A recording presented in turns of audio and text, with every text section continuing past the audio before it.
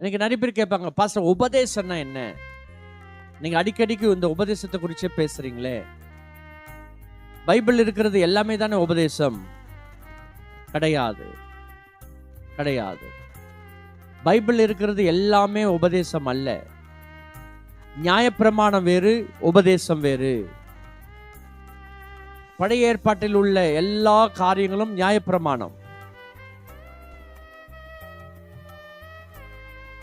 தேவன் மோசேக்கு கொடுத்த நியாயப்பிரமாணம். ஆனால் இயேசு கிறிஸ்து மூலமாய் உபதேசங்களாக மறுபடியும் புதுப்பிக்கப்படுகிற உபதேசம். ஆமென். பழைய உடன்படிக்கை புதிய உடன்படிக்கை இல்லைன்னா அது வர வேண்டிய அவசியம் இல்லை. ஒரு புதிய உடன்படிக்கை வர வேண்டிய அவசியம் இல்லைல்ல. இன்னைக்கு அநேகர் பைபிளை வாசிக்கிறத போட்டு குழப்பி வாசிக்கிறாங்க, தெளிவு இல்லாமல் இருக்கிறாங்க. அதனால தான் உபதேசத்தில் வேறுபட்டு இருக்கிறாங்க. சில பேர் ஆசீர்வாதத்தை குறிச்சே பேசுவாங்க, கிருபை குறிச்சே பேசுவாங்க. சில பேர் என்ன பேசுறாங்கன்னு தெரியாது. இதையும் அதையும் போட்டு குழப்பி ஏதோ ஒன்று பேசணும், ஏதோ ஒரு பிரசங்கம் பண்ணணும். இன்னைக்கு தேவ ஜனங்களுக்கு தெளிவு இல்லை. உபதேசத்துல தெளிவு இருக்கணும், வேத வார்த்தையில தெளிவு இருக்கணும். ஆமென். உபதேசம் என்றால் என்ன? இன்னைக்கு தெளிவா நம்ம பார்க்க போறோம். இந்த உபதேசத்தினால தான் நம்ம சுத்தமா இருக்க முடியும். இந்த உபதேசத்தினால தான் பரிசுத்தமா இருக்க முடியும். இன்னைக்கு அந்த உபதேசம் என்றால் என்ன நம்ம பார்க்கலாம். யோவான் 7ஆம் அதிகாரம், யோவான் எழுதின சுவிசேஷம் 7ஆம் அதிகாரம்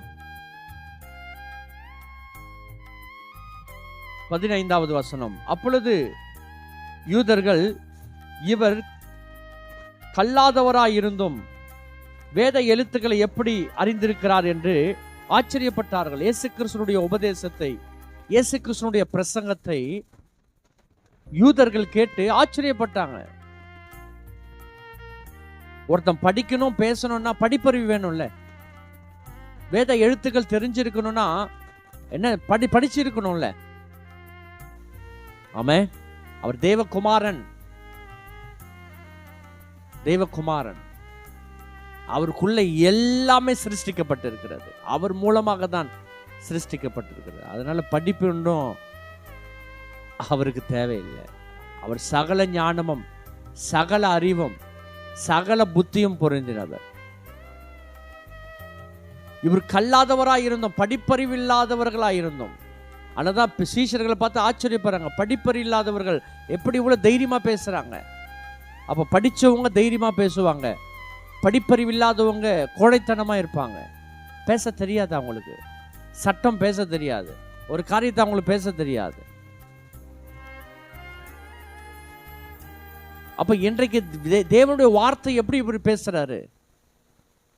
இயேசு அவர்கள் பிரயுத்தரமாக, என் உபதேசம் என்னுடையதாயிராமல் என்னை அனுப்பினருடையதாயிருக்கிறது. என் உபதேசம், நான் பேசுற உபதேசம் அது என்னுடையது அல்ல, என்னை அனுப்பினவருடையது உபதேசம். உபதேசம்னா என்ன? மத்தேயு எழுதின சுவிசேஷம் 5ஆம் அதிகாரம், மத்தேயு 5ஆம் அதிகாரம் 1-2 வாசிக்கலாமா? அவர் திரளான ஜனங்களை கண்டு மலையின் மேல் ஏறி அவர் உட்கார்ந்த பொழுது அவருடைய சீஷர்கள் அவரிடத்தில் வந்தார்கள். அப்பொழுது அவர் தமது வாயை திறந்து அவர்களுக்கு உபதேசித்து சொன்னது என்னவென்றால், மலை பிரசங்கம், மத்தேயு 5ஆம் அதிகாரம். மலை பிரசங்கத்திலே அவர் உபதேசம் பண்ணினது என்ன? ஃபுல்லா வாசித்து பாருங்க. அல்லது 4 சுவிசேஷம் நீங்க தரவா இருக்கணும். தேவனுடைய பிள்ளைகள், ஊழியக்காரர்கள் 4 சுவிசேஷம் நீங்க தரவா இருந்தாதான், படிச்சு நல்லா புரிந்து கொண்டால் தான் உபதேசம்னா என்னன்னு உங்களுக்கு தெரிஞ்சிடும். அவர் சொன்னது தான் உபதேசம். பழைய ஏற்பாட்டுக்கும் புதிய ஏற்பாட்டுக்கும் எவ்வளவு வித்தியாசத்தை இயேசு கிறிஸ்துனுடைய உபதேசத்தில் இருக்கிறது. உலக மக்களுக்கு எல்லாருக்கும் எழுதப்பட்டது இயேசுனுடைய உபதேசம். நான் சொல்லுகிறேன் ஜெபத்தை புதுசா சொல்லி தராரு. இல்லைன்னா பழைய ஏற்பாட்டு ஜெபத்தையே பண்ணுங்க. எலியா ஜெபம், எலிசா ஜெபம், தானியல் ஜெபம், இந்த ஜெபத்தை பண்ணாங்களே அது சொல்லியிருக்க மாட்டாரா இயேசு? எப்பா அந்த ஜெபத்தையே பண்ணுங்கப்பா. உபதேசத்தை தான் பேதுரு பேசினார். அதுதான் அப்போஸ்தல உபதேசம். அந்த இயேசு சொன்னவைகள் தான் அப்போஸ்தலர்கள் பேசினார்கள். அது அப்போஸ்தல உபதேசம். அப்போஸ்தல உபதேசம் வேற கிடையாது. ஏதோ நீங்க வேற நினைச்சுக்க போறீங்க, வேற உபதேசம் வேற காரியம் இல்ல. அப்போஸ்தலர்கள் பேசினார்கள். இயேசு சொன்னவைகளை, அவர் சொன்னவைகளை, அவருடைய கட்டளையிட்டவைகளை கை கொள்ளும்படி கை கொள்ளணும். கட்டளைனா என்னது? ஆர்டர். கை கொள்ளணும் என்னது? அதன்படி செய்யணும். அதுதான் உபதேசம்.